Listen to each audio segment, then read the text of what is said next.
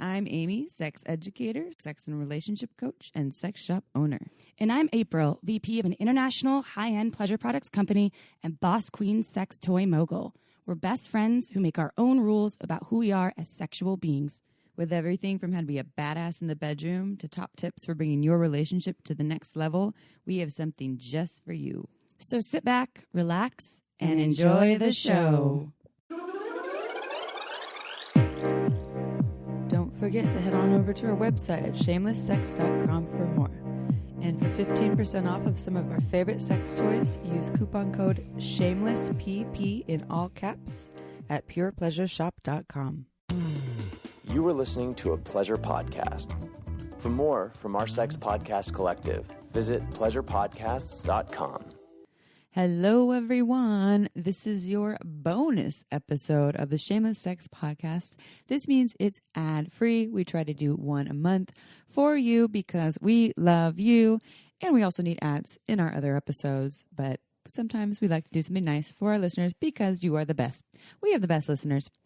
This episode is with Simon Rex. He has his own podcast called Nervous Rex, I believe. He also, I think, was an MTV VJ. He's been in Scary Movie, 3 and 4 and 5. I think there's that many scary movies. He's a comedian and an interesting person. And it's also with Kyle Thiermann of the Kyle Thiermann Show. He's a good friend and also fellow podcaster, big wave surfer, brilliant thinker, asks really good questions. And we three of us sit down on Kyle's couch and talk all about sex, actually, which is not the premise of their podcast, but who doesn't like talking about sex? So this episode was originally recorded and designed to go on, I believe, Kyle's podcast, and I thought I'd share it with you all as well, because there's always new things that we share, and who doesn't want to hear new things from yours truly? I don't know, maybe you don't, but enjoy, and we'll see you next Tuesday.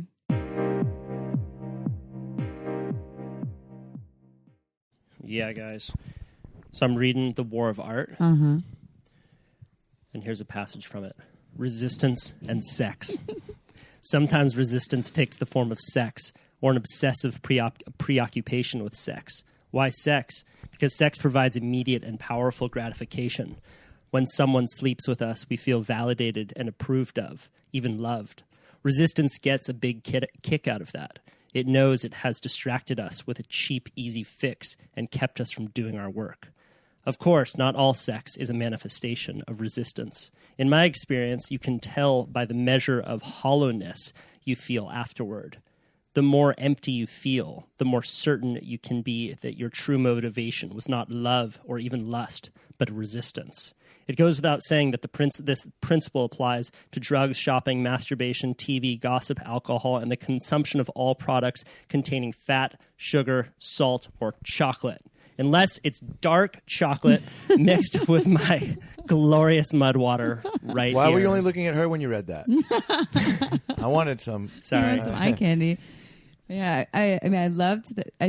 Okay, thank you for that, Kyle. Yeah, that and I just want to beautiful. paint the picture for everyone. Kyle's wearing Rudolph socks right now and a purple shirt that says "Vote Her" with the earth on it.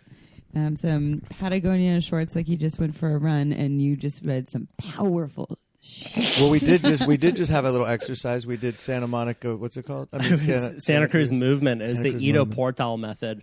Simon and I were doing some crouching tiger, hidden dragon movements in the backyard, Yeah. getting jiggy with it.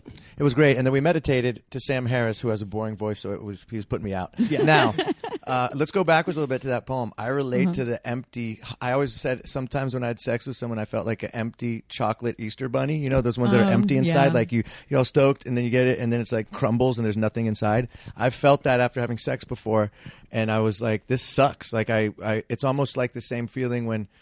It's like a regret, weird thing, and I was like, why am I feeling this way? It was when I got older, like in my more recent years. When I was younger, I didn't give a fuck, and then I totally understand that sentiment giving a fuck. about feeling empty, right? Do you guys ever have that? I mean, so you're talking. So I'm curious. Is that when there was like not a big connection? Yes. There? Yeah. Correct. Is that it was useless, meaningless, dumb, I'm just like doing this regrettable 'cause- sex. And I was called. Oh, sorry, to cut you off. Well, I was gonna I say, gotta I was work just like you. I just like that. I just want to fuck. You know, it's just there's like some sort of more primal drive or something else, or there's some sort of like internal dilemma with emotional wounding or something that it's seeking out, but it wasn't that there was a deep connection there, so we were left with the emptiness. Well, yeah, it was that.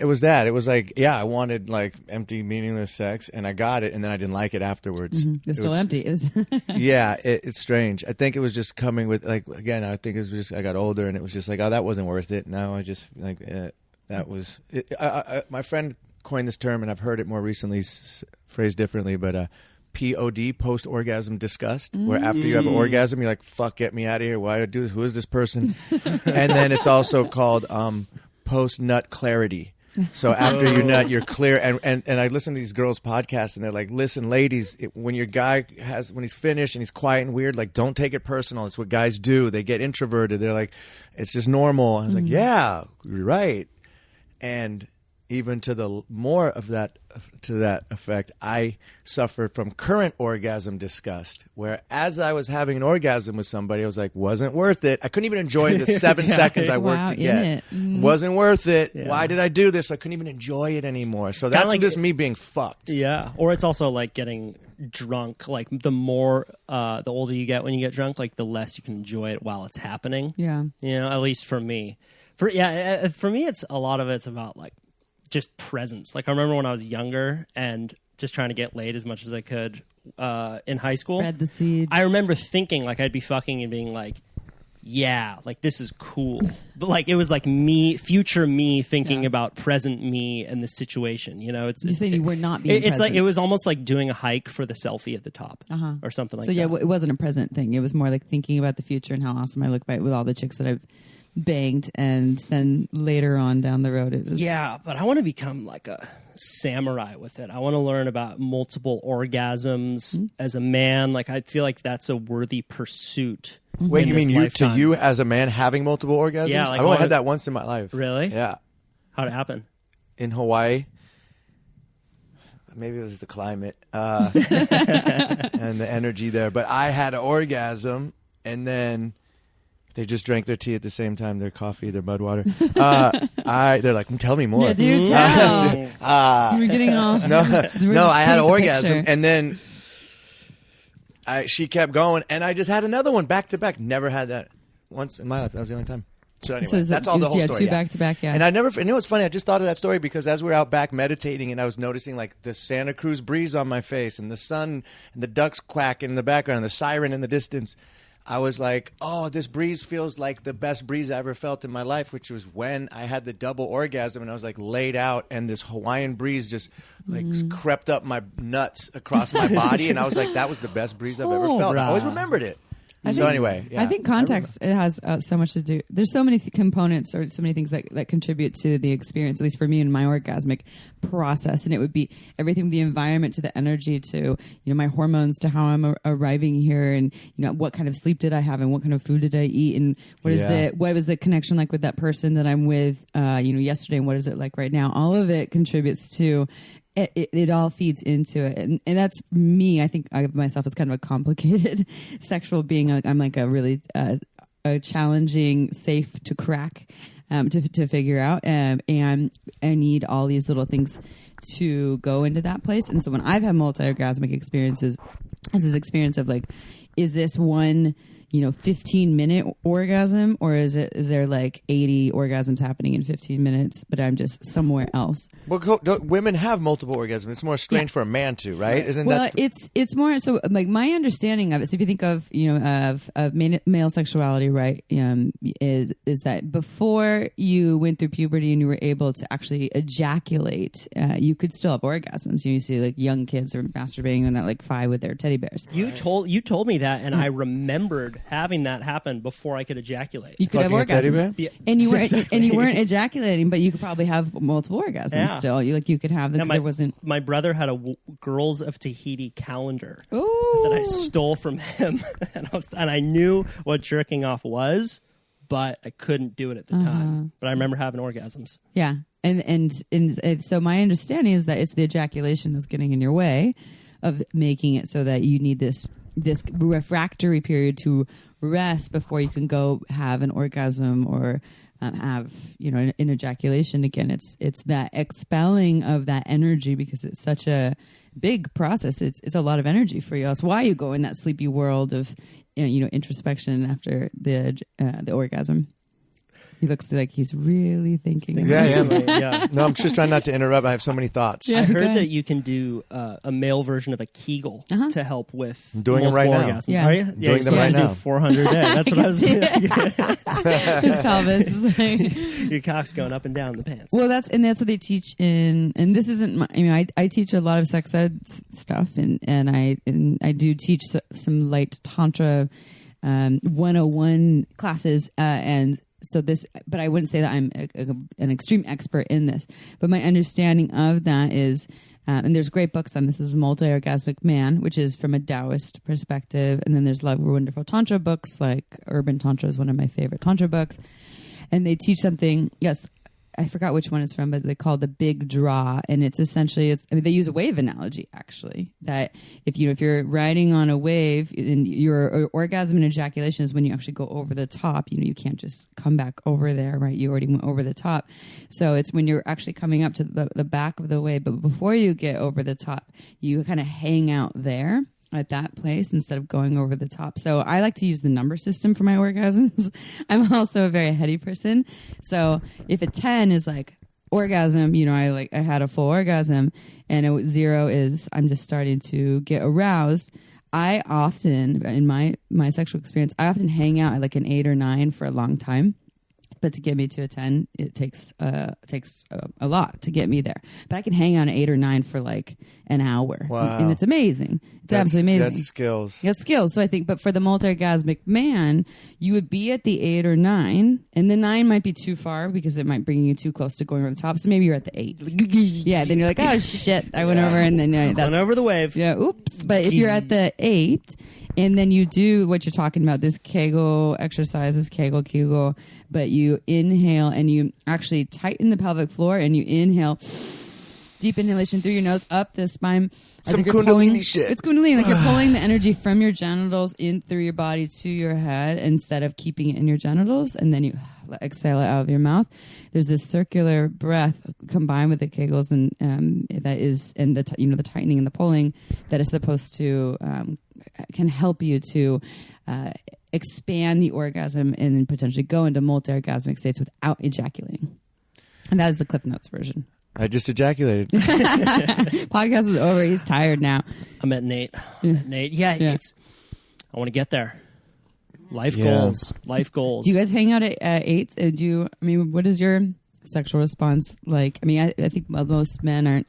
They kind of go up and then they'll go down, but they're not really hanging out. Yeah, that's me. I've been working. I'm trying to get to be able to hang at 8, but it's hard. Yeah, it's hard. I think it's. But I want the brain orgasm I hear about, where the energy rushes up to your brain, and you kind of have this brain orgasm without having an orgasm, and the woman gets more pleasure, and you just, because it's really loud about just busting a nut. That's such forgive the terminology, but like low vibration, like just get your rocks off. Like I could get myself off. I don't even need that's too easy. I want to do some other shit like hang out at 8. Yes. For a long time. Yeah. Hang 8. I don't know. I've explained this to lovers and partners. I don't know if going to a 10 for 10 seconds or 5 seconds is better than hanging out at an 8 or 9 for an hour, or even for 20 minutes. Like people put so much emphasis on the actual orgasm, and orgasm's awesome. But I've had some fabulous times just hanging out below that for a long time, because it's just a whole bunch of pleasure, but I'm also able to be really present for everything too, because I'm not blasting off. Yeah, even the term like, oh, did you make her come? Yeah. It's like there's one come. There's one way thing to that do it. happened. It's like saying there's one car. It's like, no, there's a whole there's the universe of cars out there. But getting over that as a guy can be really hard. Super And even hard. And even saying make her come is sort of just a macho male way of thinking about it. Not that but that's how we say it. When it's really quite often the woman who makes herself come, like she's like, just lay down and let me grind on you and like rub my clit on you. Just lay down, dude. Right? That's quite right off in the situation. At least in my case, There's a lot. It depends on the took her female human being, though. Took her virginity. I took her virginity. Yeah, right. I took it like candy from a baby. I lost it. I lost my virginity. Yeah. Where did it go? Yeah, lost and found. Yeah, yeah, that's interesting. I think, but is that a patriarchy thing? You think? Is that I like a think male so. man thing that we say it like that in our lexicon? Yeah, does that make sense? I think so. I mean, but men say too. Use the terms. I don't guess you wouldn't say she took my virginity. But you say I lost my virginity too. So like that goes all the different directions. Yeah, but there is this thing, masculinity and your you're like divide and conquer, and I made her come, and I did all of this, and if I don't, I failed. Right. There's a big thing around that even the men that I know who are more open-minded, progressive, conscious folks still get stuck in that. What about as a guy being like, yeah, I'm having a baby soon? You're not doing shit, man. You're giving some high fives and moral support. Smoking cigars in the waiting room. Well, maybe he's going to be like, I don't know, a little more proactive in his parenting. But yeah, no, he's definitely so let's upgrade our terms. Instead of lost the virginity, what do you just had sex for the first time. Had sex for the first time. That works. Popped her cherry. Yeah. Oh, geez. Right? Cherries, yeah. Even a fun fact about hymen, because that's the cherry. Hymen I have a hymen still, and it continues to be a thing. Right. And it can actually kind of grow back depending on how sexually active people are. Sounds like a German word. It's Hymen. It's Hymen. My name is Heim Hitler. Hymen Hitler. Hymen Hitler. Maybe that's where it's from. Yeah, I still catch myself saying that sometimes, but I correct every time when I say lost my virginity. I'm like, it's not. So I got a funny story that I thought of this morning that I've never told on a podcast, but it was one of my first sexual experiences. This was yesterday? This was yesterday, yeah. This was during our meditation right there. So when I was a sophomore in high school, I was at this old dude's birthday party with a buddy of mine. This is not going to go somewhere. And he had this huge party in the front of his house, and we were in the hot tub with a couple of these girls. I was 15 years old. And I was a sophomore, and there were a couple girls who were juniors, and they started playing Truth or Dare. Oh yeah, I love that. Fucking great That's game. A great way to get so weird. Intense, like early games of Truth or Dare. Yeah. I got anxiety thinking about it. You're like, it's going down. It's like anxiety and excitement. But then at that age, you're so weird in your skin. So weird. Like I just hit puberty. I was like putting gels in the little pubes that I had. I was like, it's fucking going down right now. Right. So we're in the hot tub with these girls, two girls who are hot and older than me. I had Spanish class with them. And my buddy is in the hot tub as well with his girlfriend. And they're like, we dare you to sit on Kyle's lap in the hot tub. And they're like, okay. And I'm like, oh my God, oh my God, oh my God. And then my buddy just lays me up with one. He's like, I dare both of you girls to take Kyle into the backyard and do whatever you want with him. And I'm just like, this is the moment. Like thinking about like my big brother, like what would he do? Like would he be a shit? Well, okay, I'm gonna go in the backyard. So we go in the backyard. There's a whole party happening in the front. And they're like, Kyle, what do you want us to do? I'm like, I guess give me a blowjob. They're like, okay. So they pull down my little trunks, right? And they start giving me a blowjob on the grass of this backyard. Two girls? Double blowjob. First time I ever got a blowjob. Where do you go from there? Two girls, right? Meanwhile, I'm just trying to be like, okay, just get a boner. Just get a boner. We're not even thinking about coming at this point, Kyle. Just come on, little guy. So I don't come at all, right? And then we go back in, and they're like, what'd you do? I'm like, nothing. Anyway, then we go back into the room, and the two girls sleep in this bed, right? And it was a guest bedroom. They're like, Kyle, come sleep in the bed with us. And I was so fucking freaked out, I wouldn't do it. I slept on the floor all night long. Because you were freaked out, but like, what might happen? I was like too scared. I didn't like where that story ended. No, it didn't end. It didn't end well at all. No, this was like when I think about that experience, I just get only anxiety. Like there's no arousal. I got anxiety. Right. Well, and I get that's It's a great scary. story though. Yeah, you made it. I mean, you With made the it to double the suck. Early- blowjob part. But okay, look, can you? So when one's sucking your cock, what's the other one doing? Are they Yeah. like one on the balls or like making out or? I don't remember. Were they making out together? Was it a lesbian affair? There was a little bit of lesbian, if I'm not mistaken, and Santa there was a Cruz. little bit of blowjob. But I mean, imagine a huge raging party going on in the front with this girl's dad. Yeah. And he had a band, and we're just in the backyard in the grassy area. One of the girls was sucking your D. It was her dad. No. Okay. It wasn't her Like, dad. like, that's It was another brave. girl. I got caught trying to have sex with my best friend as a child at like 5 years. One of my earliest memories. I mean, I think I must have walked in on my mom having sex because with her boyfriend or something, because I remember trying to do what I saw happen as a child. So my best friend, her name was Vida. She was a blonde girl, and I tried to have sex with her. I was trying to put my little penis in her vagina on top of her. I'm like, no, I saw my mom do this. And her dad walks in. The moment I'm doing this to her, he sees me on top of his little 5-year-old daughter putting my little wee-wee in her. And he goes, I'll never forget. He goes, no, you guys are too young, and closed the door. And I was like, fuck. That was my first sexual experience. I was 5. No. Yeah. Did you 5. did you feel like ashamed? Well, I didn't after really that? have sex. I was just trying to like put my little wee-wee in there. Yeah. I did. I was just embarrassed, and then my mom never said anything about it. I don't know if he ever told her, but he didn't. Like, that's all he did was close the door, and it was some hippie San Francisco days. Yeah. Anyway. So he closed the door and just left He you just two in there closed the still? door, and then like I don't remember. I just remember so vividly. One of my earliest memories was that, and they grew weed downstairs. I remember that. So many kids have these experiences. Their first time with someone just like snapping. So this, I mean, he Traumatizes at least you. he said that you're too young, Yeah. and he didn't say that's bad. Right, or he didn't you're shame. bad. Yeah, Right, we're yeah. just too young, which I understood. And you're like, I guess so. It makes sense. We should start doing. I think a good segment on my podcast. I'm going to start asking every guest to tell me how you ended your virginity. I think everyone's got a cool story they remember very vividly. I want to share that everyone's virginity. That's a whole podcast. You said ended your virginity, Right. or started your sexual You're life. when you stopped being pure. When did you become sexually active? Tell me about the first time you Charlie got. Sheen, when did you become When's sexually active? the first time you sinned, sinner? Yeah. We want to hear the story. Well, it's weird how a lot of people have a sexual experience so early that they don't experience it as a sexual experience. It's just an idea in their head. Like that's what it sounded like for you at 5. It wasn't like, yeah, let's get this done. It's like, oh, I've seen this happen, and let's try it out. Yeah. There's and that's when they're trying with their stuffed animals and all kinds of things. These little people that have this little vision. My dad's jacuzzi. Remember that feeling that the jets. like as 10-year-old or 11-year-old, like feeling the jacuzzi jets. It was like, whoa, okay, yeah. I wish I was not a masturbating child, which is so funny because Masturbating now adult. as an adult, I mean, kind of. I could masturbate more. I'm like ashamed. I'm not ashamed of it. I'm like someone that is so caught up in my busy life that like my best time to masturbate is the morning. Like it's just like meditation, Right. and my masturbation becomes like a meditation practice, and then it Right. works. But otherwise, I'm not someone that's like masturbating to like just rub one out. And Right. I wasn't. And when I was young, there wasn't shame around it. It's just I just didn't really explore it until I was like 17 or 18.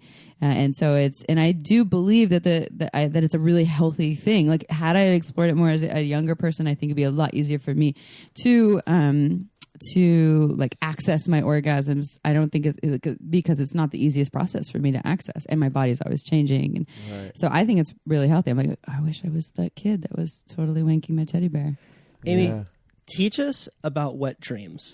Wet dreams. What are those? Ooh, I How just do had those one. happen? How do those I've had 2 in happen? the last 6 months. Are they wet still? Like, are you still ejaculating? I fully ejaculated Yeah. twice, and we can talk about it because I'm fascinated with the fact that my brain can send that signal down to my dick and have an orgasm in my mid-40s. Blows my mind. I mean, it's the same category as an energy orgasm, meaning you hear people that can breathe themselves into orgasm. So you're not using touch to have the orgasm, and that your largest sex organ is your brain. You know, it's responsible for 90% of your sexual experience, and that so that you can literally think yourself into orgasm. That's what happens. And that's what's happening. And this is my belief about it. I haven't done a lot of research about it, but I mean, for me, again, someone was saying I'm not the easiest orgasmer. Like I'm a tough safe to crack, and it's crackable, but it's a tough one. But in my sleep, I can have an orgasm in like three seconds if I do. How do you know it's 3 seconds? Because time when you're asleep is. I don't really know, what- but it's right. the easiest thing where I'm just like, oh, I'm turned on right now. Oh, I just had an orgasm. Oh, I had another orgasm in my, and so I can have 20 in my sleep over and over again. Sometimes I'm lucid dreaming and able to do that. But the minute I'm awake, it's not the case. And I think that my belief is that in the dream state, why that's so easily accessible is that our ego isn't getting in the way. We don't have that big shield that's up because that part of ourselves, our being, our brain isn't active in our sleep. And then when I wake up, there it is. There's the shield. There's all the ways that I get in my way. And now I can't go and have the orgasm in 3 seconds over and over and over again. It's a lot more difficult to think myself into it. It's like the ego is what gets you laid, and then you got to get the ego out of the way while you're getting laid. Totally, it is. It's all it's all connected. And so wait, you said lucid dreams. You can have wet lucid dreams. That blows my mind. I haven't thought about that. I've only had 2 of them where in it I realized I was dreaming, and then I was like, oh well, I'm just gonna give myself a bunch of orgasms. Well, give yourself not like I'm gonna go fuck that dragon. I didn't fuck a dragon. What I ended up doing was I was in a room full of dildos, and I just kept fucking all of them, hopping around from each one. That's interesting because I've been trying to lucid dream lately, and I've been getting really close, and I've been doing all these techniques like the stare at your hand throughout the day and say, I'm looking at my hand. I have 5 fingers. This is my hand. So when you go into your dream, you can, that's one of the old tricks. Or you drink a bunch of water before you go to bed, so you have to wake up to pee because when you wake up and go back to bed, that's when you can get into the state of being able to control your dreams in a lucid dream. Mm-hmm. So you have to wake up and go back to bed. That's when you have the memory of dreams even more. So anyway, I never even thought about the 2 combined. That's fascinating. Yeah. I want to do that. I've only had a few lucid dreams in my life. I flew a few times, and one time I stabbed a dude. It's like, oh, I'm dreaming. I'm going to stab this chef. And I just stabbed him.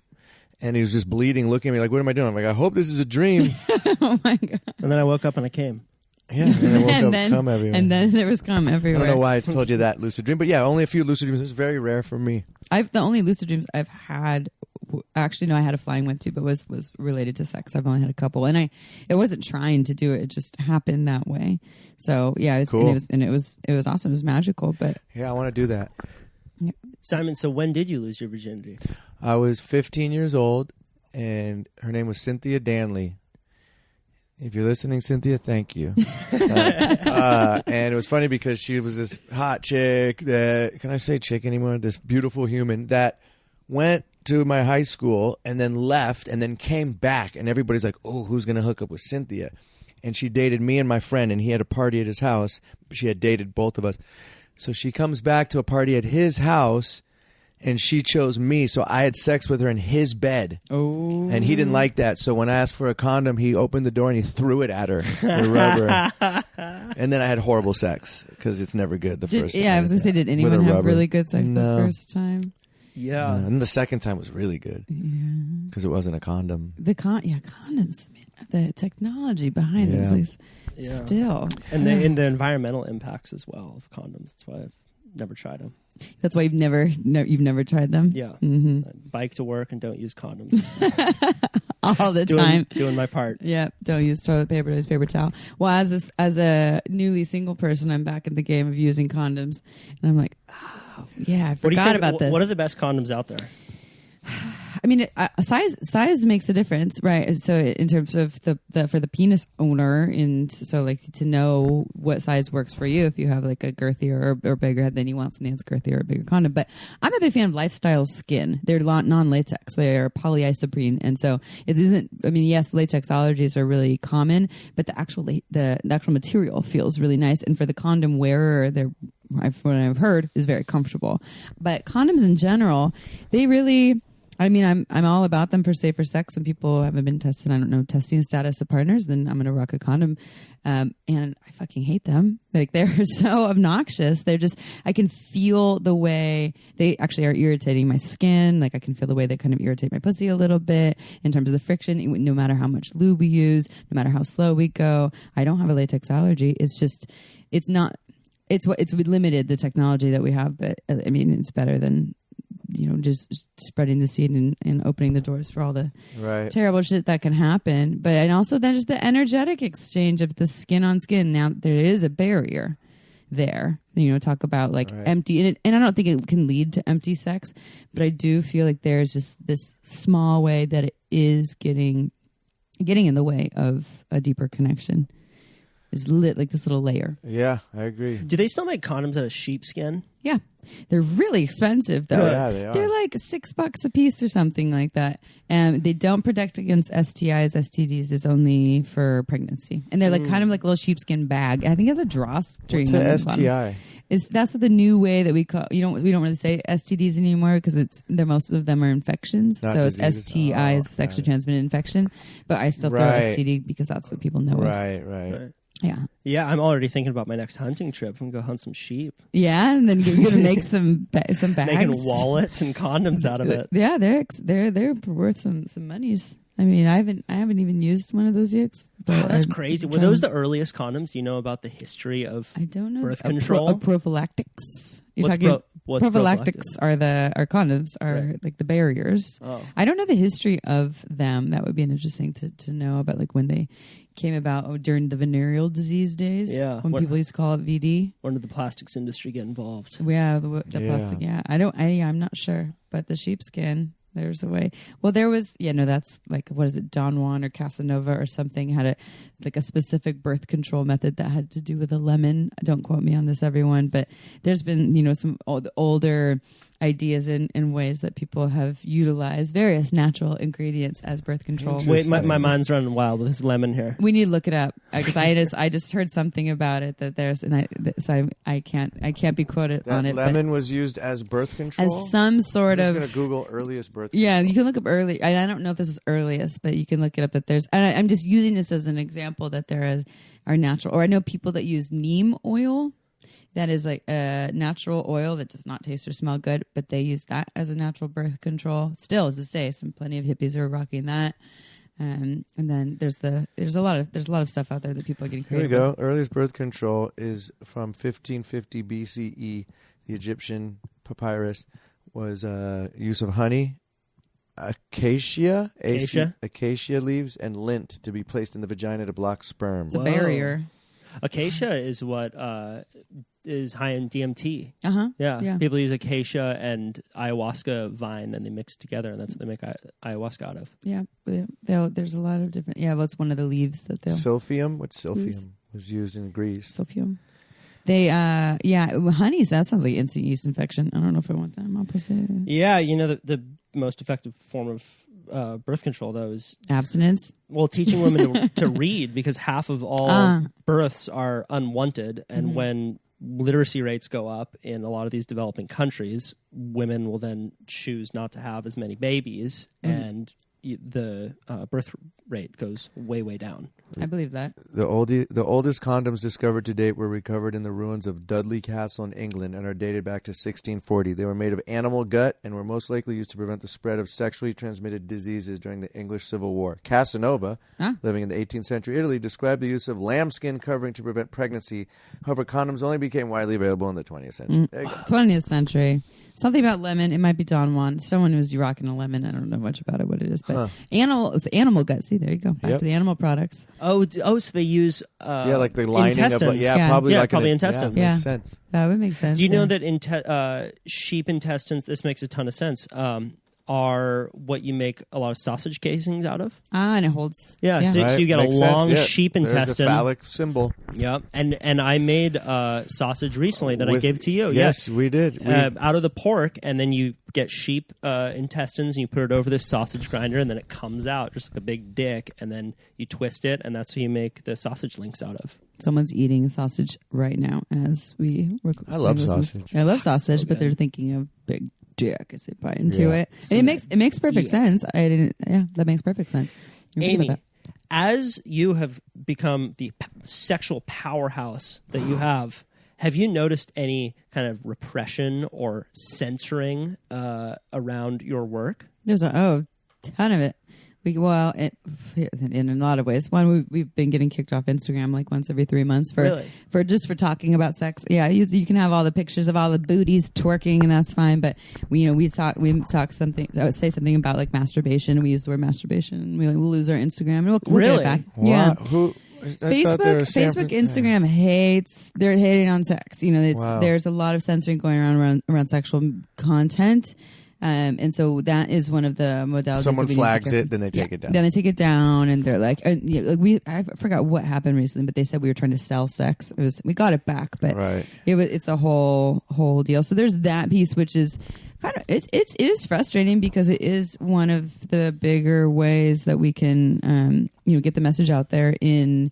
Not just, there's podcasts is even bigger with one. And actually, even the podcast world is getting censored a little bit. Not in what we say, in the words that we can use in the description. Like if you use the word fuck or pussy, you can't use those in the description. iTunes might actually pull you down. But you can say cock. Cock's fine, but not pussy and fuck. Interesting. So there's just these little ways where there's censorship and small scale pieces. But I also see that there's a lot of really good stuff going on too. I love this world and the podcast world, and we have listeners, in the Midwest, in the middle of nowhere, that are writing us and just thanking us. There's women that are hiding from their husbands, listening to us talk about sex, and then implementing some of the things that they're learning. Still not telling their partners because there's still a shame within the relationship, but they're actually like still working on their own empowerment. And so they're seeing both sides of. That's badass. Yeah, it feels really good. We get a lot. You get a lot of fan mail too, I'm sure. And ours is all about sex and empowerment. We get a lot of fan mail from people that are like, you helped me to save my marriage. You helped me to leave my partner, or I've been in an abusive relationship. I just get a lot of dick pics from surfers. No, you don't. You don't get dick pics. I don't get fan mail. I get like DMs. Is that what you mean? Like actual letters in the mail you get? I with emails. Okay. We get a lot of emails. Emails. Yeah. Fan mail emails. My listeners are old school. They send me a written note with a printed out dick pic. Yeah. They mail it, snail mail. We get a lot of emails, and that feels really good. So for something that started as a passion project. Yeah, rad. Yeah, it feels good to help the world. People are terrified of sex. I started this thing off with the War of Art, this book that I love, and he has this chapter in it about fundamentalism and art, and he describes it in this very beautiful way, which is that fundamentalism is an orientation towards the world where you believe that something was pristine and perfect in past times, and if we are moral and virtuous and we can make it back to this past time through control and through repression, that is what will lead to a better world. Whereas the artist believes that the scope of morality is long. They believe that the truth is still out there. They believe in art and exploration, and fundamentalists are terrified of women because they represent that, and sexuality is it's nowhere greater represented than in our sexuality. Yeah, I feel like it's very American that we're so sexually uptight. You go to other places in the world, it's so refreshing when you go to Brazil or France or these places where they're just like, relax, it's just sex. You're like, fuck, I'm just conditioned by the culture I was raised in, because I feel that way naturally, but I'm fighting this natural gut feeling with this conditioned brain all the time, even still. It's crazy. Yeah, America's not that. And I live in California, from California. Yeah. Strange. Hippie parents. Like, I wasn't forced, but the culture and just like, your peers. You can't even show a baby butt on a billboard or a TV, but you can show murder. Like, it's just so backwards. Yeah. It's really backwards. Yeah. Well, and there's this book called Vagina. That's it. Vagina. And I'm in that book, I think. Yeah, you're in it. Yeah, you're probably in it. Got a chapter. You're Simon wrote the foreword to he did. So, about the vagina. And she talks about one of her, and this isn't like any sort of proven theory, but she coming back to the multi-orgasmic thing and women being so powerful, right? When women can more easily have these like multi-orgasmic experiences, and when you see them, I know when I've had them, it looks like straight up witchcraft. Like, it looks like some crazy voodoo shit where I am just blasting off and like screaming and yelling and losing it. And so she was like, this is one of her theories of just like, maybe that's where the idea of like burning women at the stake, came from. And and it's not, there's other things behind that, but that you see this, that women are that powerful, like some sorcery shit. So we need to go like burn them and say that they're witches and that they're trying to, bring Satan out into this. So I get it. I mean, I don't support it, but yeah, women are powerful. They're powerhouses, and people are terrified of them. Well, and you're also like part of what you do is this process of self-examination through the topic of sexuality. Yeah. But you're putting a microscope up to a subject that a lot of people are terrified of. And I think that a lot of artists are using that process of self-examination to move through the world. And people who are terrified of that process really don't like that. It really threatens them. And you can, I mean, we've talked about this before, about the link between psychedelics and sex. And I think that part of that link is through this process of self exploration. Yeah, psychedelics, and asking questions and being and not being afraid to question paradigms that you grew up in and that you're constantly fighting against. As Simon was saying, you know, you grow up in this world and it's like this container that then you need to question. And sexual experiences and psychedelics are two of the most powerful ways to question those paradigms. Well, and with sex, I think it's the same. You can make the choice to be as you are forever. You're going to be pretty bored, you know, at some point. If you're a sexual being and you never question, you know, why do I think the way I do? What do I really want and desire? And how has it changed from what it was 10 years ago? Because it has, you know, and then, you know, what contributed to me being... Ladies, just give me a second run at that double blowjob. I'll do better. Yeah, I've changed. It's different. He's a changed man. But I think a lot of folks don't choose to ask those questions. It's scary. And then it brings up that thing about the masculinity. You know, I'm a man. I'm supposed to know everything there is about sex. I'm not supposed to ask questions or need direction. And yeah, and it goes with the kind of the belief. You're talking about fundamentalists and artists. You know, the artist has said, we might say, and it's a generalization, but they might say, I have a thought, why is it here? And a fundamentalist might be more like, I have a thought, so it must be true. You know, and that, I don't know if you're saying that exactly, but yeah. Well, it's a relationship with certainty. Yeah, it's just here's what I feel and think, so it must be right, versus like, here's what I feel and think, why? You know, what does that mean? Why is that here? How is that shaping me? What can I do with it? What's beneath it? What am I wanting more of? Like, how is that maybe a lie? You know, how is that a mask that I'm wearing? Those are all questions that I bring into sex, and most places actually, and psychedelics help to open that up. Hence why they're scary for the world too. Do you think any psychedelics go hand in hand with sex? I mean, psychedelics like LSD, mushrooms, DMT, because I feel they sort of don't. I mean, I've had those experiences, like obviously MDMA or like certain things help, but is MDMA considered a psychedelic? I don't know if it is. I don't think they put it in the category of psychedelic, but I'm not an expert to speak on that. But I don't think that would go. It's not traditional, at least. Yeah, is it? I forgot the actual name for it. But no, I agree though. I kind of go inside, and I don't get. I'm like, turned I want to on, get down on all fours and go like run in nature. I don't feel like getting my groove on any of the psychedelics. You mean? Yeah, like LSD or mushrooms. Yeah. Or... I've heard from some people who have had sex and LSD, and I haven't actually had sex and LSD, but that it's been really powerful because all of your senses are heightened. And I've actually heard stories of people who didn't like having their nipples touched, and after having sex and LSD and getting their nipples touched, their nipples were activated. Wow. Interesting. But I think it also is a mixed bag because it can come with all of the other stuff, the really heady or whatever, or the other processes that come with it. I've had sex on a combination of ketamine and GHB and thought I was fucking God. Right. and I was like saying to my partner at the time, I was like, do you feel that? And he was like, what? And I was like, God's here. Like, I don't know if I'm God or you're God. Are we fucking for God? He's like, yeah, I feel that. Rad. Yeah, it was pretty powerful. A three-way with God. Ketamine goes good with GHB? You're not supposed to put them together. Right. No, I mean, if you look at the I forgot where it is that you find out the safety, which things you're not supposed to put together. Right. I just happened to do that. Is there a safety protocol? Well, you don't mix alcohol with G. I know that. I think you don't mix alcohol with G. But in ketamine, I don't know exactly why, but they don't recommend them together. But I found God in them, so I'm not telling you that you should all do that. Everyone's but different. It worked for me, and God showed up. What dose of GHB do you think is safe to take?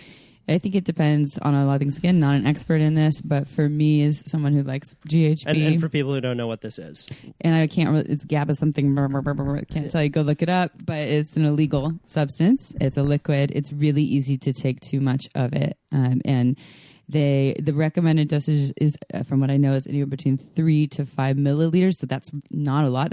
And 5 milliliters is a teaspoon. Yeah. But some G is stronger than other G. It depends how much you've had to eat. It depends how much you weigh. How hydrated are you? Have you had alcohol? There's so many factors that come into play. GHB is short for gamma hydroxybutyrate. Yeah. Right. That's why I don't gamma. Yeah. And it gets a bad rap because it's known as the date rape drug. One of the many, yeah. Yeah, if you take too much of it. Yeah, you pass out. I've passed out on it. Me too. It's a fine line. Like, it's like ketamine. Like, you could easily do too much. You'd rather play it on the safe side and do too little. Yeah. Both of those you can go in a hole. Yeah. And I understand that with G. I've actually felt that I've taken for sex. Why? I mean, people are like, why would you do that? For me, it heightens all of my senses. All touch just feels amazing on it, and it feels authentic too. It feels like, again, I let down one of my force field a little bit, and so I can feel a lot more. And so every single touch is like, incredible. It's an amino acid, and it goes right through you. It's like a lot of doctors and dentists use it because it doesn't have a lot of harmful effects, and you basically get drunk too. It's like better than alcohol. You get kind of this buzz, and you're like laughy and loose and. Mm-hmm.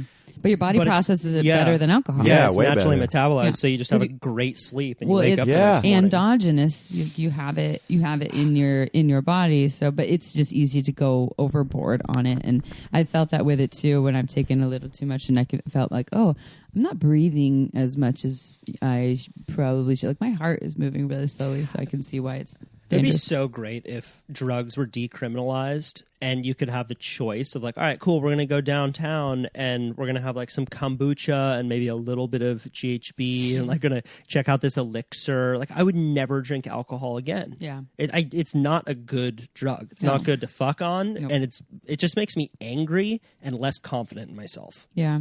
I think, and I get what you were saying earlier about, as we go older and the alcohol, because I remember at one point when it actually did seem like it had more of a positive effect in my body. But for me now, one drink, I can like let down some inhibitions a little bit. I can feel a little more juicy in my body. But after that, it's all downhill. Like, if we're going to try to have sex and I had 3 glasses of wine, is not going to be as great as it would be if I was sober or if I had that one glass or half glass or something. I've been swapping it out with kombucha. Yeah. I've been making my own.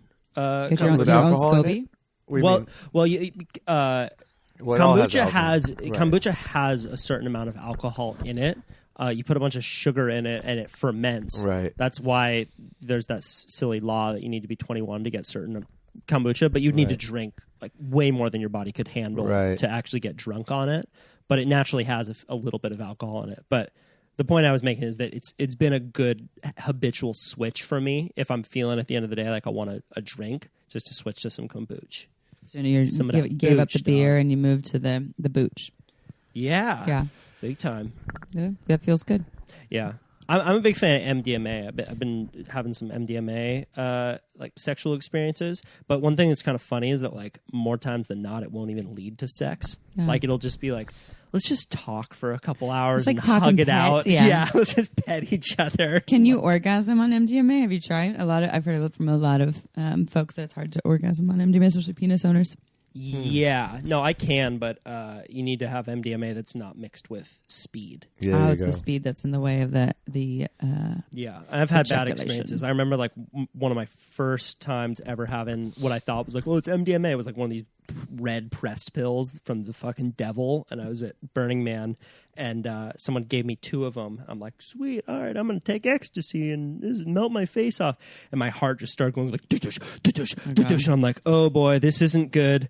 And I was in the middle of this big fucking party, and I was like, this is not good. I'm gonna have a heart attack. So I biked back to my tent, and this is like back when I was like 19 or something like that, and I just laid in my little tent and put on my iPod and listened to Jack Johnson for like 4 hours and focused on my breath. Oh, you're a smart 19-year-old. Except that I think the advice now is not to go into your tent alone and to actually go to like the Zendo or somewhere to receive support. But still smart that you, Jack Johnson. Those are cool though. The Zendos are so great. Man, can you imagine if we incorporated those into our culture? Do you know what those are? Yeah, that's where the people donate their time to help you, people who are having a bad trip or something like that. Yeah, I was going to do it this year, but I was selfish.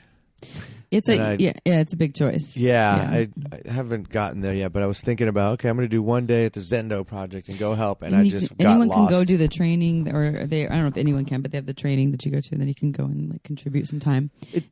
It's a good example of not treating drugs as a criminal issue and more of a psychological issue. Yeah. And setting up a framework where you train people to deal with it that way. Yes, it's like it's not like you're bad, you made mistakes, now you must suffer. It's like, all right, you may have taken too much of this, so let's guide you through this or support you through this so that you don't hurt yourself more or have go into the darkness and that's what people do. They'll crawl into their tent alone, and it doesn't help them often. It depends what you're on too.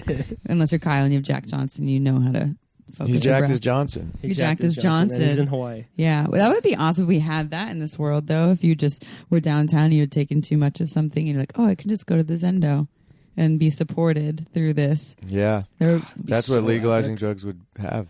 Yeah, there's so many aspects. I'm kind of beating a dead horse here, but aspects of Burning Man that you could include in society, like the temple, a space for grieving, where it's safe to just openly grieve. The minute I walk into the temple of Burning Man, I'm not even going there to grieve something in particular, but I take one step and I start crying. Yeah, and it feels really important. Like it's helping me. Yeah, no dogma attached, no religion, just a place to go. Feel, feel and let go and. Yeah, and then especially in a culture that's where I don't feel like I can walk down. If I walk down the street crying, people are really concerned, or like maybe I feel embarrassed. And at Burning Man in general, and there's the temple, Burning Man in general, I've let myself lose my shit in the middle of a party, just bawling in my lap for 45 minutes, and people there are like, "Yep, that's normal." Yeah, and that feels really, really good. Yeah, it's a special place. Mm-hmm. You're a burner now. Yeah. You're a second year. My buddy texted me yesterday. He's like, 11 months and 11 days till burning. Till the man burns. So I guess till the end of Burning Man. Till the man burns. Yeah. They have the countdown clock online. Oh man. Like, is it? Yeah, it's pretty far away. Yeah. Well, it's hitting a nerve in some way, man. A lot of people feel empty in our current society, and they get a real nourishment there that they never knew was possible. Yeah, I used to not understand and make fun of it, and then I went. I was like, "Oh, you took me on my first bike ride the first day," because oh, that's the best to take someone on their first bike ride and then see their eyes light up. You got to be there for that, Kyle. Yeah, I got to do that this year. Is take some people that have never been like at night onto the playa, and them just going, "What the fuck?" God. Yeah, they've never seen pretty cool. Something like that. Yeah, I'm like, I've been here once before. Let me show you around. So there's center camp. Yeah, you told me that it was especially cool for you just to be able to kind of open up in a culture where you said that, in LA sometimes you feel like you need to put up some barriers and not be as open as you would naturally be to people, because it's like it's a culture of scarcity. It's a culture of like, I want something from you, let me take it, rather than being in a space where everyone has this mindset of abundance. Well, nobody asks you at Burning Man, what do you do? No, but you wouldn't dare ask that there. That's like taboo. I had like one person ask him, like, why are you asking? Yeah, we're not talking about that. Shit, get the fuck out of here with that. Like, this is where nobody cares what you do, Yeah, that's it's like rad. It's so rad. Yeah. I love. I have, and I've had people that know what I do, and it's like, oh, how's business? I'm like, do not ask me this on the playa. This is not. We're not going there. We're just trying to really be here and be present. What are you working on? Oh God. Yeah. It's so nice. Working on my tan. Get out of my way. It's just people just being in this insanity. Love it. I have a love-hate thing with it. It's like a thing where it's a little bit of an addiction, but I literally leave there already looking forward to go back next year, but I have many nights where I'm like, how much longer do I have to be in this place? Oh yeah, I go through it all the time. Get me the fuck out of here. I never want to leave this place. Yeah. But love and hate are the same thing. Like if a girl's like, I hate you, like she loves you. Yeah.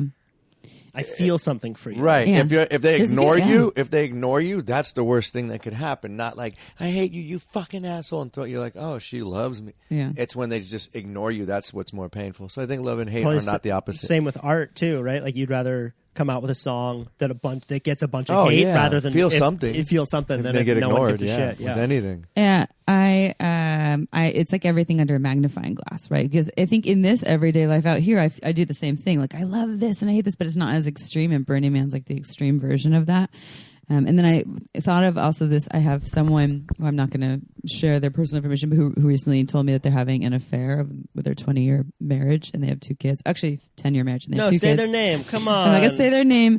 Come but on. As I'm talking to them about this, and this is what Esther Perel would say, is that like the search for aliveness, to feel not just something, but to feel like ultimately alive it's profound. The measures, the degrees of what people will go through to feel that aliveness, whether it is having an affair, whether it is going on some crazy psychedelic journey, or going to the middle of the desert where there is nothing, but there's just wildness and insanity. Is people are looking for that.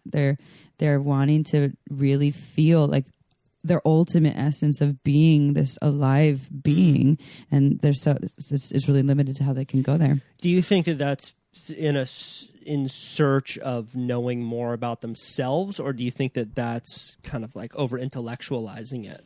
I think it could be. Yeah. I don't think there's one angle or one direction, but my belief would be that we are so cultured and conditioned, especially this day and age, to be numbed out. And I remember Chris Ryan saying that to feel comfortable is to not to feel anything, right? And so people are so wanting to just like we're taught to be comfortable, but what comfort is the absence of feeling, and so we're conditioned for that, and yet it drives us crazy. We're bored and we're numbed out, and we're like, I just want to I want to feel that juiciness again. Yeah. I was saying that this morning about wanting, like, I drove by these guys were working construction in the street, and they were just like these gnarly Santa Cruz, fucking tatted up men working first thing in the morning. And I just had this feeling, I was like, fuck, man, I've become such a pussy because of the career I'm in, that I used to work at a factory. I worked in a potato sack factory when I was in high school and community college, where I drove a fucking forklift, and I cleaned these machines. My hands were dirty, and I'd come home after a long shift, and I'd literally punched in a clock in a warehouse. And it was like, I just felt like I felt something, and I would feel tired, and I'd feel, as weird as it was just like, I miss that because I'm just so comfortable all the time. Yeah. I'm always just chilling. Yeah. And I think it's not good sometimes to be, everyone wants it, and then you get it. You're like, wait, I want to feel something. Yeah. You've been taking a lot of steps to do that. You've been working on farms. Yeah, I'm going to the farm again. Yeah, exactly. I do shit just to I'm shoveling horse shit and fucking ranching like cattle, fucking herding sheep and doing all this weird shit. And it's pretty cool though. It's like a real rewarding feeling just to go work. I'm going to work. This girl I stay on her farm. She has a 300-acre farm near the Sierra foothills, and she has a 30-acre walnut orchard, so it's time to go prune and harvest the walnuts, and it's like a big job. I'm gonna go up there. I've never done that before, and just fucking walnut harvest, see what that's like, and just work. And I'm so tired at the end of the day, and that meal tastes so good, and you sleep so good. You wake up at 5:30 in the morning, and it's still dark, and you're up. It's like that's fucking cool. Yeah. Well, and if you were doing that all the time, every day, and that's all you could do, and you couldn't, you were stuck at the walnut farm, and you didn't have the ability to grow and to do something else. You felt like this was, you're born into this on the ranch, and you couldn't really go and pursue other dreams. Then you get sick of it. For sure. Right? So this is it's a novelty. This is the balance too of how having the balance of having the choice and the free will, but also getting your hands in the earth. I think it's a balance of it all. I did this thing recently, which was a crash course and a survival course, and I did this thing where you go. You build a primitive shelter, which is just like making something to sleep in out of sticks and grass and whatever else, purifying water, and starting a fire. So I started a fire. It took 4 hours. It was the most part of the day was starting this fire with a friction fire. Me and this other guy who was in the thing I took. And when that fire ignited and we created fire, maybe the best feeling I've ever had in my life. We both came. It was like mind orgasm. It was the same feeling I had when I went hunting for the first time in Kauai. I killed this boar, and I fed the whole neighborhood, came around, and everyone was eating, and I just felt this I have purpose. I did something that's not of status or of money, or it was just like this real primal feeling. It was like, whoa, I've never felt this before. I want this more, you know? And it's also, there's creation. There's also, it's very natural, organic. You know, there isn't this outside thing that is like a technology behind it other than your hands. Yeah. You know, and maybe, I don't know how you killed the boar, but there seems to be like, with my hands. You I with your stabbed hands? it. Yeah. Okay, and it was exactly it. And it's also that, I felt like, a surge in my DNA or something. Like, this is like what all my ancestors have done forever. Yeah. Well, I'm the first generation or second or third to not do this. Mm-hmm. Yeah, what is it? There's a lineage involved in it. Yeah, it was a trip. It was a natural high that was so cool. Yeah, there's a good quote in this book that I keep referring to, The War of Art, where he says, we don't create art. And I think you could also relate this to like what you're talking about, like any kind of primal thing that you do. It says we don't create art because we think it's going to make the world a better place. We do it because we're like a cat that's drawn to pouncing on a mouse. Mm-hmm. Which I always felt was more true for me. Like when there was anything that I really wanted to do, whether it was to create something or go back into some kind of primal just task. It's not like you can say like, oh yeah, well, I'm going to do this because it's good for the environment or because I want to get here in life. But there's a kind of magnetism to it also that just feels a lot more true for me. Mm-hmm. And it's at the root of more of my decisions. And Picasso said that the meaning of life is to create and the purpose of life is to share it. Or it was the purpose of life is to create and the meaning of life. One of the two, but I get what he's saying. Like, it's the action for yourself feels good, but then to share it with the world, like, that's a good feeling too. It's both. It's not just creating it, it's then sharing it, you know? How do you do that? You're pretty good at actually pulling that off. Like, you are, like, I feel like you certainly have the creativity to do art, right? But it would be very easy for you to then not share it with the world. Like, what's your process? What's the conversation inside your head when you're like, okay, this is ready? If I laugh at it, then if I watch something back or I make a song and it makes me laugh and I did it, I'm like, okay, then it's good to go. That's my test. Like, if I laugh at myself, if it's a dumb video, just shoot for Instagram and I watch it right back, I'm like, okay, then it's ready. So I have to laugh at it. Yeah. For at least for a comedy thing, you know? That's good. Yeah. Yeah, and your stuff's very immediate. Like you create it very quickly and then you put it out very quickly. It's a good feeling. It's weird. It's like a shallow thing, I'll admit. It's like but you know, just want to make people laugh, and if people are laughing, I'm like, oh, I provided a service for these people in their day who probably weren't laughing all day, and I got them through the day a little better, you know? Joy of creating joy. I mean, I guess I don't know, but maybe there's parts of it that's like feeding your ego and you feel like you feel purposeful, but like you're bringing joy to the world. That's joy to the world. Yeah. It's Christmas forever, man. It is. Yeah, it's true. It's true. That's when I feel the most purpose is when I'm getting people to smile or laugh, because so many people are in a lot of pain and miserable. That feels good to just get a laugh. You know, it's a good feeling to get a laugh. Mm-hmm. It's a magical thing. Are you those people? So I think I'm one of these people that a lot of folks who aren't, I'm going to describe as like the shiniest of humans, they really gravitate towards me, and they really want to be my friend. And wait, the shiniest of not humans? the shiniest of humans are, but they're like they see me and they're just like, I want to be your friend. I'm like, why do you want to be my friend so much? I don't even really know you. And there's something people have told me that, like, because you have so much light, like you bring so much joy naturally, and because I'm also a very positive person, and so there's something in me that I've been told emanates like this kind of joyousness. And so people who maybe are at their dimmer switch is a little turned down, they kind of like they want to latch onto that. Do you guys experience that? Yeah, too? absolutely, Yeah. absolutely. Yeah. Sometimes to a fault that I don't like it, because you're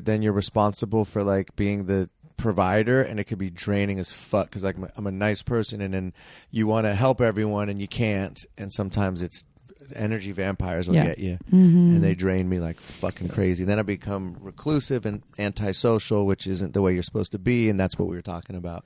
That's why Burning Man's so rad. It always comes back to Burning Man. You feeling lost? Yeah. Go get lots of Burning Man. Yeah, well, and also the feeling of needing to always be on. People talk about Robin Williams having that issue, that he always felt like it ended good for him. Yeah, no, he's solid. He's solid. So I think just give all your energy away and always be on, and just give until you don't have any more. Well, You have a limited supply. Did you ever see Robin Williams once, even in an interview, never not be performing? Like, who are you really? Same with Jim Carrey. Like, he recently, it looks like he's been in enlightened somehow. I don't know what happened to Jim Carrey, but he Ayahuasca. seems enlightened. Just Was kinda it? really Might know. have been. I'm- Something my theory. happened. But you see it with like Robin Williams in every interview. He's always just doing anything. No, but it's like, well, God, it's a lot. Yeah. dude. Yeah. You're like a mad genius. Like, Yeah. do you ever stop? When did you notice that about yourself, that you had to get a rein in on being a performer because it was draining for you?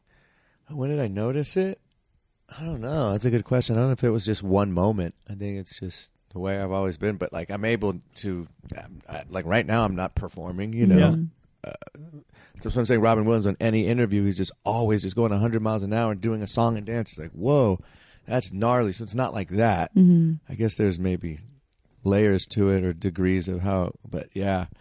Well, I'm so curious if you're saying he's always on, but then so it's kind of like a mask that you put on at certain times, and then and for most folks, for you right now, you're not wearing the mask, No. you're not performing, but you know when to put it on, you know when to take it off, and you have a clear distinction of when you're putting it on and taking it off instead of just always having on, not really knowing who you really are. Right? Yeah, I guess it's a persona thing, you know. It's just like a persona that you take on, but yeah, it's exhausting. Yeah.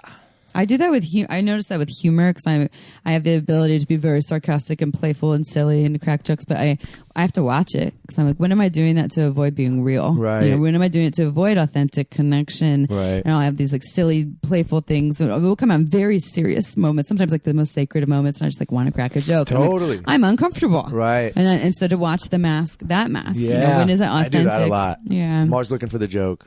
Yeah. Sometimes it's helpful though, because that's Yeah. like I'm super into this multi-orgasmic thing. Every dude I've met who claims he can do it is a fucking weirdo without a sense of humor.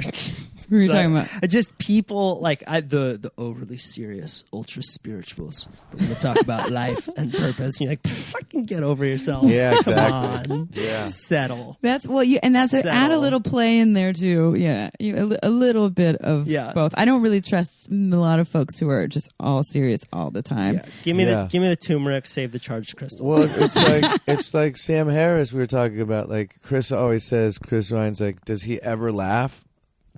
I don't think I've ever heard him laugh. You know, I listened to a Sam Harris podcast with his wife, who is also a meditation teacher. She just wrote a book called Consciousness, and they started cracking up. Wow. Both of them. I had never heard Sam Harris Interesting. laugh, and I was like, oh, good. And I'm for not you. bashing Good. Sam Harris. No, we're not. But it's like, oh, it's good for you, dude. You have that side too. Yeah. You're human. Yeah. Well, I think kind of tangent, but I think a lot of people forgot how to play, right? Like they played when they were younger, and then when they were teenagers. I know a number of these people where it wasn't cool to be playful anymore in certain communities, right? And so they shelved that. And I know people who are in their 30s who are trying to relearn how to be playful again. Yeah. And I'm someone who I actually that's always been there. In fact, sometimes I probably could be a little less playful, but like really.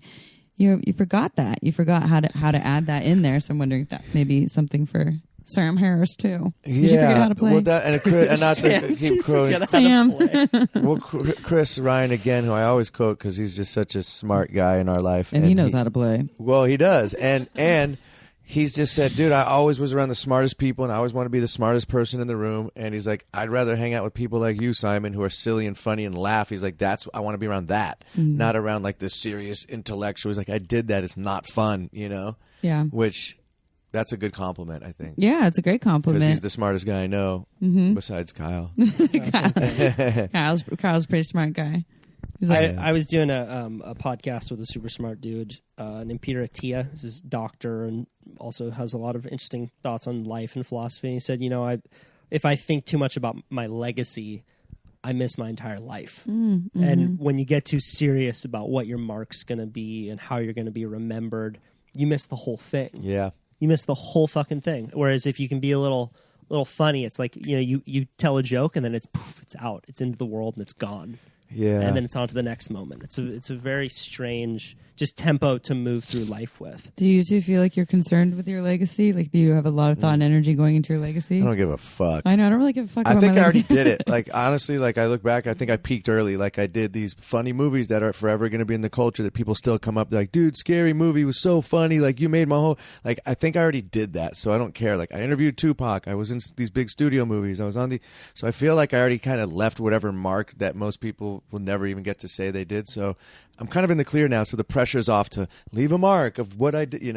I could say, oh, I want to keep going, but I really don't care, which might be a bad thing. I don't know. You told me once, though, that the reason you like podcasting is because it doesn't need to be all on you. Yeah. Right? Like you can actually turn the attention around and start asking questions and kind of shine the spotlight on other people. Yeah. And you said that you're in a time in your life when that feels now like a more natural thing to do. Yeah, it's way more. It's like the amount of people that are digesting the podcasting I'm doing are so small compared to the music and film and all this other shit I've done. But it's way more interesting to me. So it's not about like leaving a mark. I don't know. Yeah, it's interesting because I feel like I already got that out of the way. Does that help, Your Honor?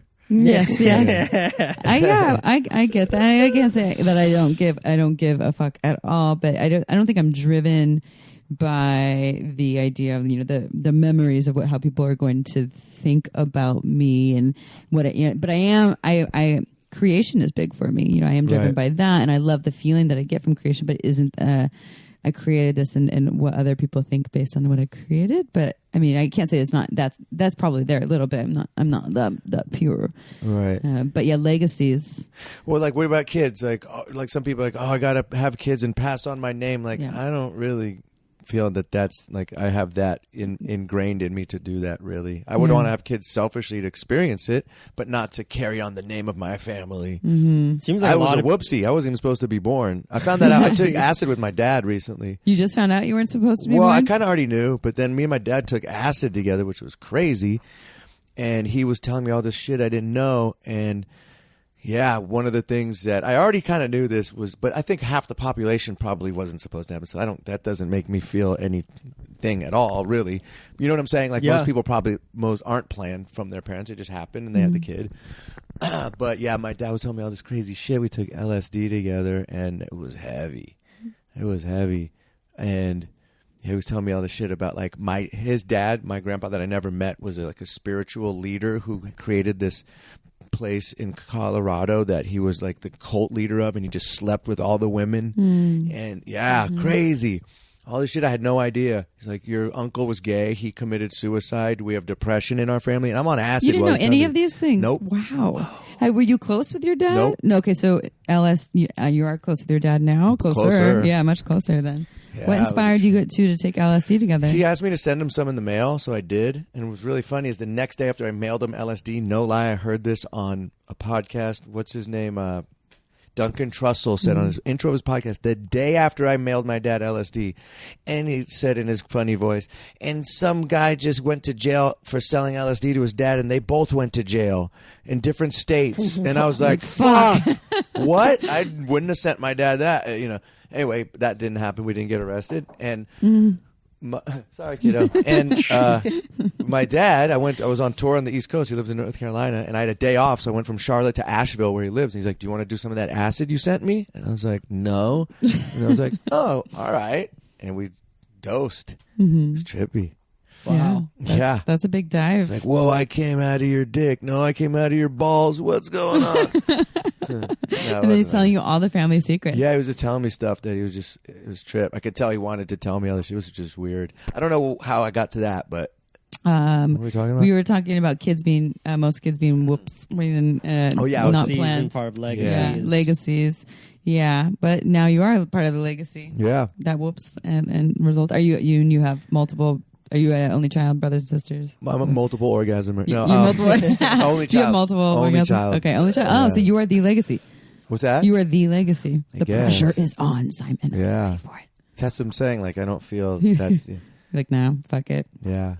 Yeah. What do you think about taking, like, Amy, if you ever got married, would you take the man's name? First of all, I never get married. You never get married? I won't do the traditional marriage for ye old United States government. You don't want to get USA I love you. Let's involve the government. I'll do like I'll do like a celebration and all that stuff. But I'll do that to like celebrate commitment and love and all that, and knowing that commitment might not be forever. But I'm not going to go sign a whole bunch of documents unless it came down to like a medical. Sometimes people need to do that for like medical reasons or for whatever. There's things that sometimes I've met people that needed to do it, but I think there's other ways that you can do those things. So no, I don't see myself doing the. I'm not a traditionalist, Kyle. No. You know this. I like to break all the rules and do things Amy's way.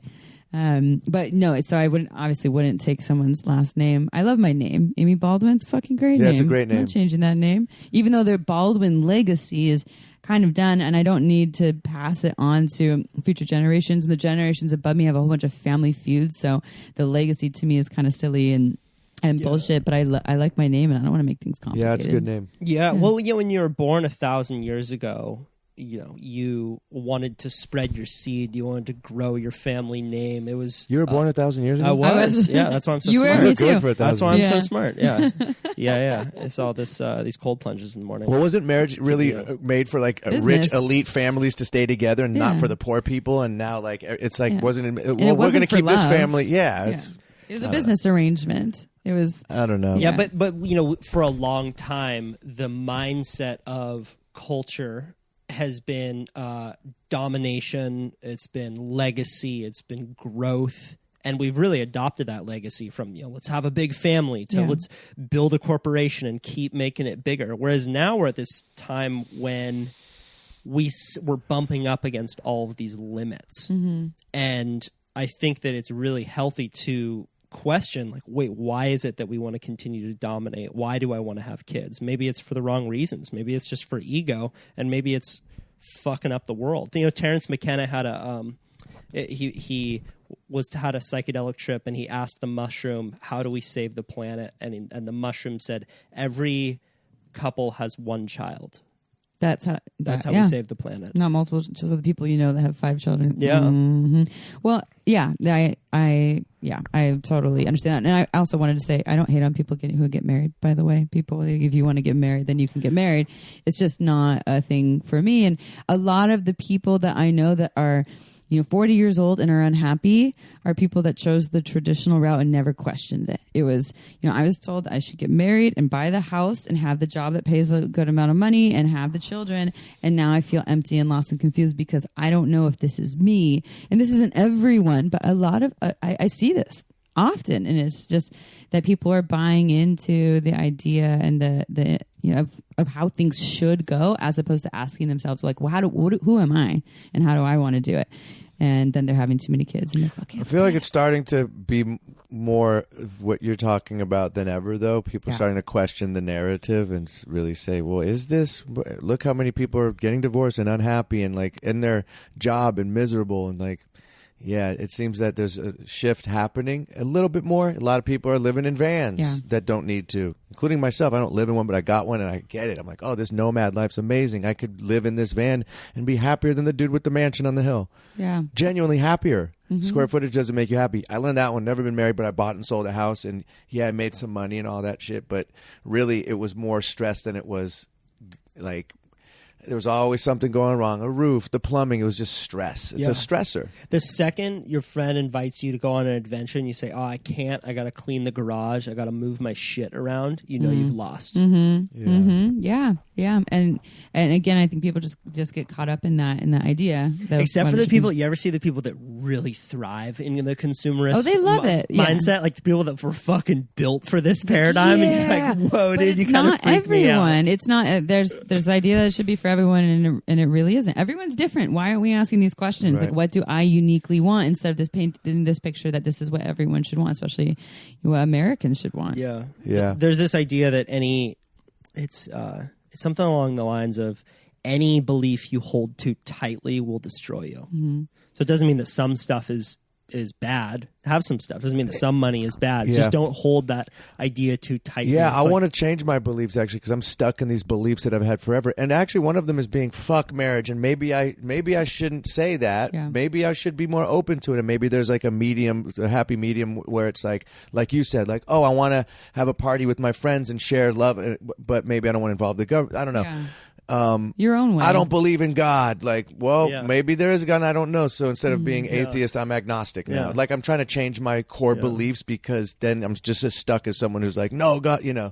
I What's didn't, the- what's I the didn't believe difference? in God until I fucked him. Right. Yeah, so, everyone's, you want to meet God, ketamine and G. So you found He's God, waiting found over God there for through you. ketamine and G. Simon, what are some beliefs that you are working to change right now. That the one I just said, for sure. I'm so anti-marriage because I grew up watching marriage fail, but maybe I should try it. But again, a version of it, I don't want to involve the government and the state of California because I love somebody. That seems ridiculous to me. Again, what I just said, maybe there is a God and I don't know. I'm so hell-bent on like there's no God and science and who knows? Those are the big ones, obviously. Yeah. Those are the ones that kind of jump out that are the big beliefs, marriage and religion. How about you? Conspiracy. Yeah. I mean, I'm still going back and forth on Building 7, man. That's a fucking big one.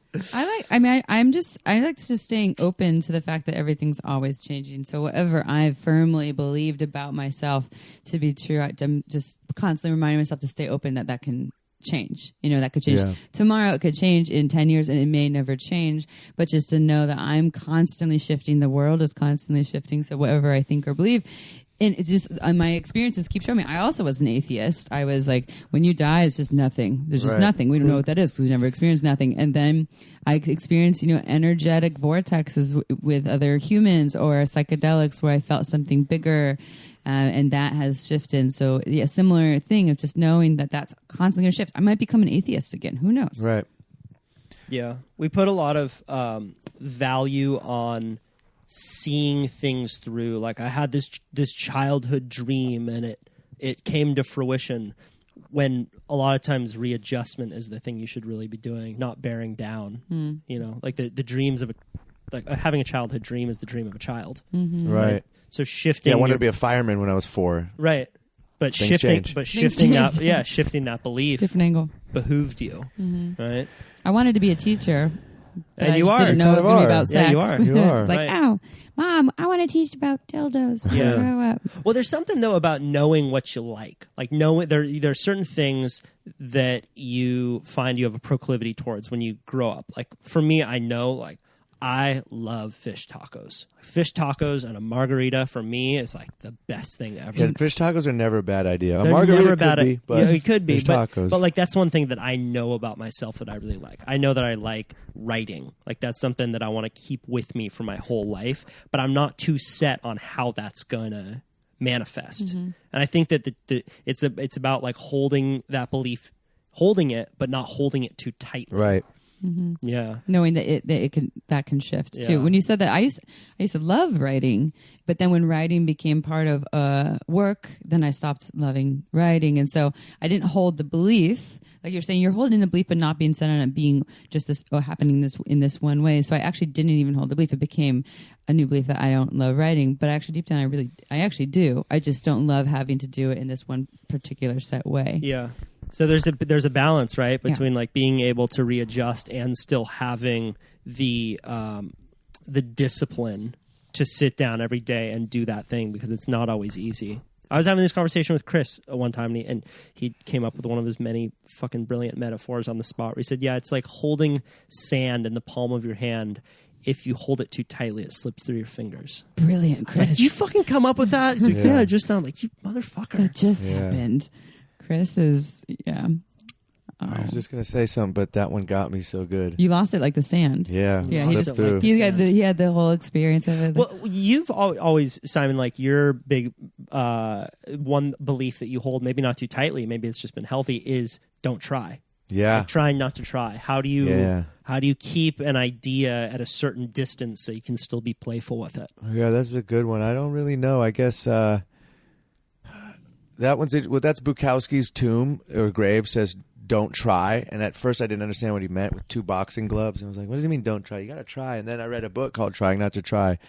And in Chinese, they call it the Wu Wei, which is like you do the work enough to where it's good, but then you don't have to try anymore. Like I'll use Steph Curry as an example, or a good surfer. Like you've paddled out long enough to where you can go paddle out on a big wave, but you're not even trying anymore because you've done the homework enough to where you could just go into a flow state, and that's the magic. Mm. So I think that's what he meant. I don't know.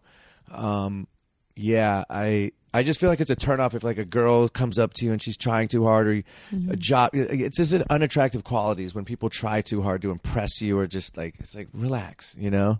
The energy kind of bounces right off of them. I think about that in the dating world, and I have a couple of different friends, men, women, that are single, and they're putting out that strong energy so hard. They're a Burning Man. They can't stop searching the audience for the hot chick, or and they don't find it because it really is. And that's true. Laws of attraction and all that stuff. I mean, if you believe in that or not, I do believe that when we're putting out the energy strongly, when we're so set on it, it's an attachment. Mm-hmm. When we're attached to and there's expectation, there's hooks, there's energetic hooks on it. Yeah. Then it all of a sudden it's just balances off of us. Yeah, no expectations is a big one. If you go through life without expecting anything, you'll be pleasantly surprised. Mm-hmm. Like my mom always said, most people are going to disappoint you, so get used to that. And that way you don't anticipate anything. Or I'll do it all the time. Like if I'm going somewhere and I have this picture in my head of what this place is like I've never been to, like this is a bad example, but I'm going to Hawaii for the first time, and you kind of have this idea of what the hotel's going to look like. You get there, you're like, oh,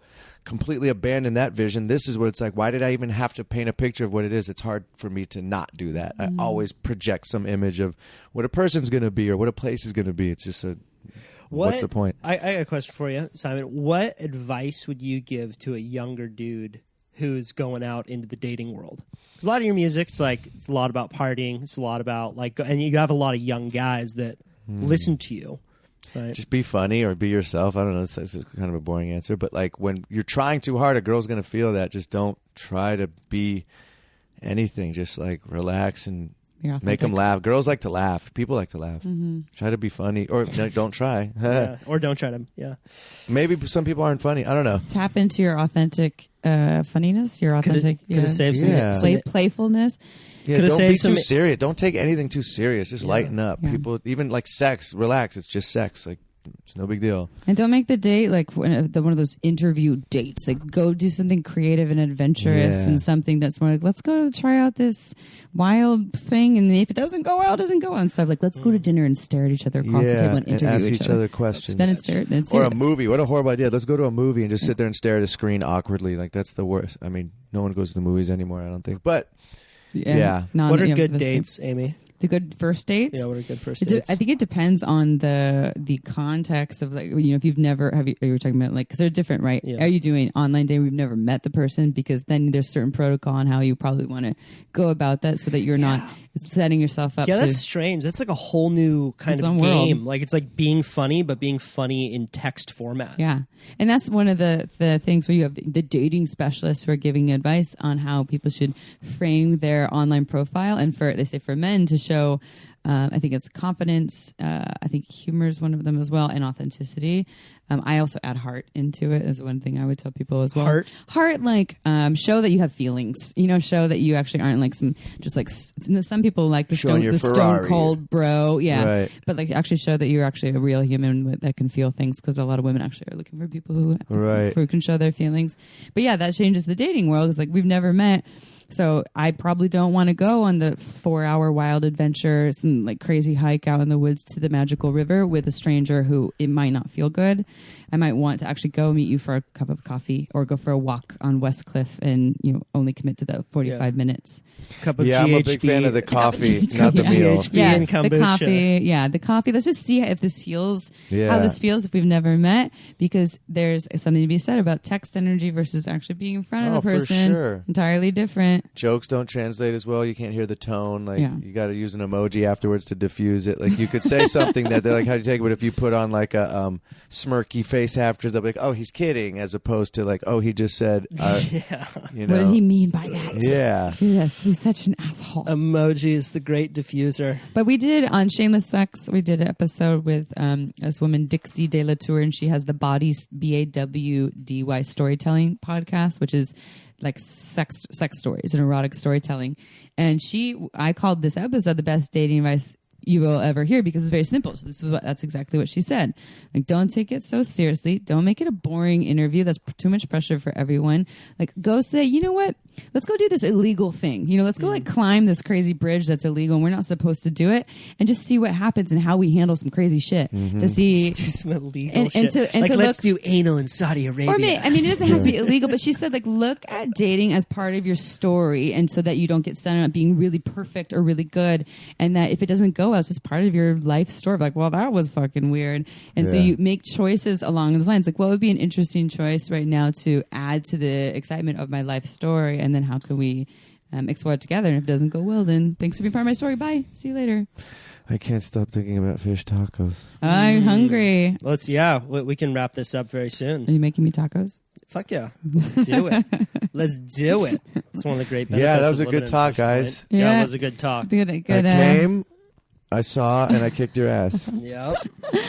Perfect. Yeah. This is how we Wet like it. dreams, y'all. Go get them. Go get your wet Don't dreams. try too hard. Try your lucid wet dreams. Yeah. And check out Amy on the Shameless Sex podcast, Yep. Simon on Nervous Rex, and Kyle on the Kyle Thiermann Show. Yep. Yeah, 3 podcasts. Art and Fundamentalism. All very Santa And Cruz. The fucking Santa Cruz and the War of Art. If anyone wants to get inspired and create some shit. Yeah, thanks love for the this book. I book. got to finish it. I started it. It's good so far. It's very good. All right. Bye-bye.